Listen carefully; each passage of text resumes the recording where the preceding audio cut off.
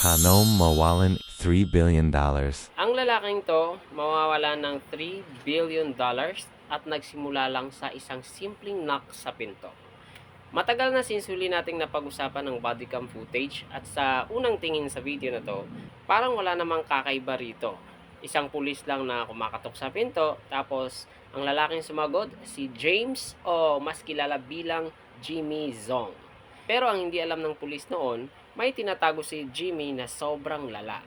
Between 2012 to 2014, naka-access siya ng tens of thousands of bitcoins through an illegal method. Ginamit niya ang isang tinatawag na money doubling glitch sa website na Silk Road, kung saan dito bumibili ang mga tao ng illegal substances. At dahil sa Bitcoin na yon, nabili niya lahat. Kaibigan, babae, luho, lifestyle, lahat ng pinangarap niya, basically. Pero noong 2019, nakagawa siya ng malaking pagkakamali. Nagreklamo siya sa pulis dahil daw nanakawan siya ng Bitcoin and cash. At doon nagsimula ang lahat.